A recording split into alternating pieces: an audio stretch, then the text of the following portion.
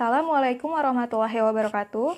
Perkenalkan, nama saya Cindy Novitasari, NPM 1801051016.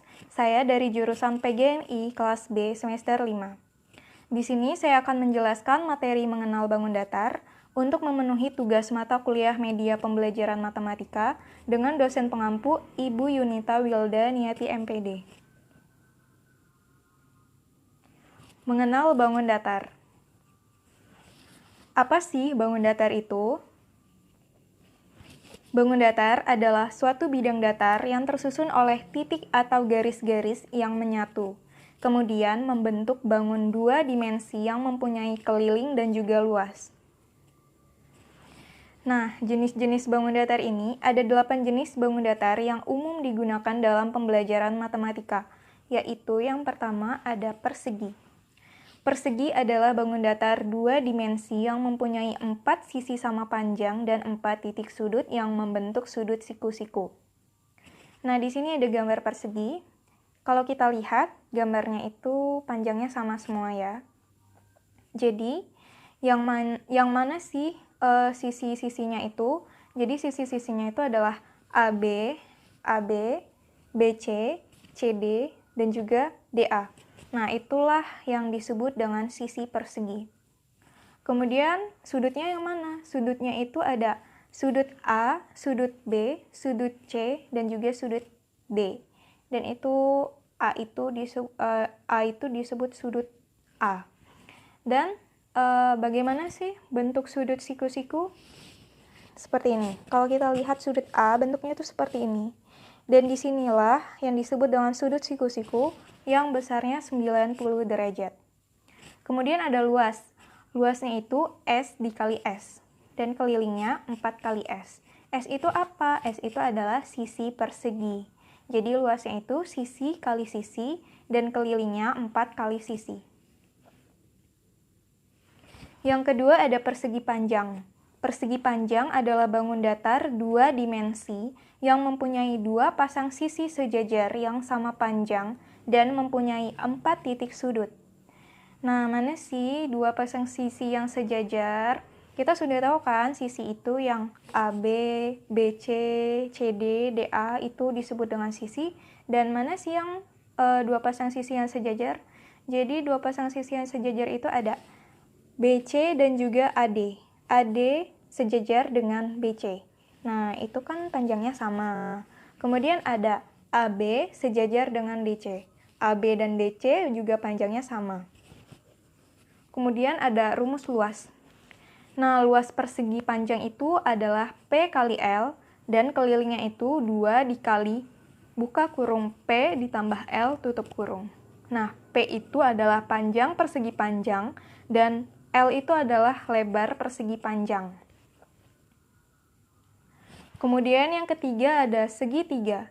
Segitiga adalah bangun datar yang terdiri atas 3 sisi garis lurus dengan 3 titik sudut yang berjumlah 180 derajat. Tinggi segitiga membentuk sudut 90 derajat terhadap alasnya.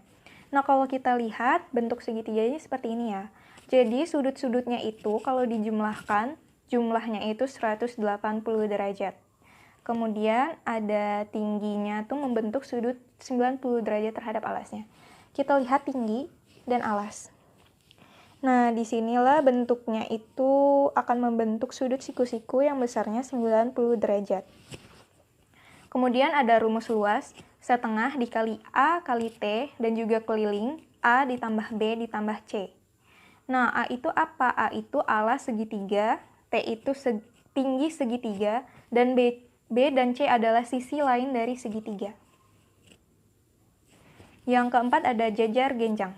Jajar genjang adalah bangun datar dua dimensi yang tersusun oleh 2 pasang sisi yang sama panjang dan sejajar serta mempunyai 2 pasang sudut yang sama besar. Pasangan sudut lancip dan pasangan sudut tumpul. Nah, seperti ini ya bentuk dari jajar genjang.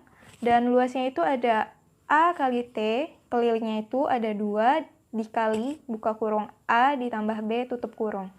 Jadi, A itu adalah alas jajar genjang, T itu tinggi jajar genjang, dan B itu adalah sisi miring dari jajar genjang.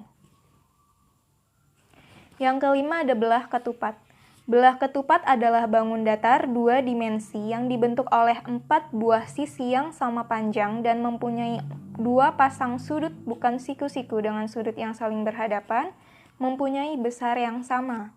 Nah, bentuk dari belah ketupat itu seperti ini, dia mempunyai 4 buah sisi yang sama panjang, hampir dia sama seperti persegi yang tadi. Kemudian dia punya 2 pasang sudut bukan siku-siku, jadi sudutnya itu adalah sudut lancip. Dan juga dia ada garis potongnya, itu D1 dan juga D2, bentuknya seperti tambah. Dan luasnya itu adalah setengah dikali D1 dikali D2, dan kelilingnya itu S ditambah S ditambah S ditambah S. S itu adalah sisi belah ketupat. Yang keenam ada trapesium. Trapesium adalah bangun datar 2 dimensi yang tersusun oleh 4 buah sisi, yaitu 2 buah sisi yang sejajar, yang tidak sama panjang, dan 2 buah sisi yang lainnya. Jadi, ini ada 2 buah sisi yang sejajar, tapi dia tidak sama panjang. Nah, itu ya gambarnya seperti itu. Kemudian ada rumus luasnya, setengah dikali buka kurung A ditambah B tutup kurung dikali T. Kemudian kelilingnya ada AB ditambah BC ditambah CD dan juga ditambah DA. A itu adalah alas trapesium, T adalah tinggi trapesium, dan AB, BC, CD, DA adalah sisi trapesium. Adalah sisi-sisi trapesium. Nah, yang ketujuh adalah layang-layang.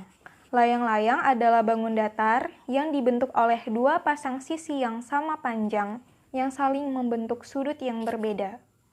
Nah, ini adalah layang-layang, bentuknya seperti ini. Dia juga ada diagonalnya. Diagonal itu garis putus-putus yang membelah layang-layang. Ya, dia seperti itu bentuknya. Kemudian rumus luasnya itu ada setengah dikali D1 dikali D2. Kemudian kelilingnya ada A ditambah B ditambah C ditambah D. Dan D1 itu adalah diagonal satu layang-layang berupa garis potong putus-putus yang berbentuk horizontal, dan ada D2 yaitu diagonal 2 layang-layang yang berupa garis potong putus-putus yang vertikal, yang bentuknya vertikal seperti ini. Kemudian yang kedelapan ada lingkaran. Lingkaran adalah bangun datar 2 dimensi dibentuk oleh himpunan semua titik-titik yang mempunyai jarak sama dari suatu titik tetap. Nah, titik tetapnya itu yang mana? Titik tetapnya itu adalah P. Jadi nanti himpunan titik-titik itu akan memusatkan pada P agar jaraknya itu sama panjang dan membentuk sebuah lingkaran. Nah, itulah bentuk lingkaran, dan di situ ada rumus luas lingkaran. Luasnya itu ada pi dikali R dikali R, dan kelilingnya itu pi dikali D. Nah, R itu adalah jari-jari lingkaran, dan D itu adalah diameter lingkaran. Nah, pi itu besarnya 22/7 atau 3,14. Jadi misalnya jari-jari lingkarannya itu 14, jadi rumus luasnya itu bisa kita menggunakan pi dikali R dikali R, jadi pi-nya itu kita menggunakan 22/7, kemudian dikali 14 dikali 14, seperti itu. Oke, sekian, cukup dan terima kasih. Mohon maaf bila masih banyak kekurangan dan salah kata. Semoga materi kali ini bisa bermanfaat untuk kita semua. Saya akhiri. Wassalamualaikum warahmatullahi wabarakatuh.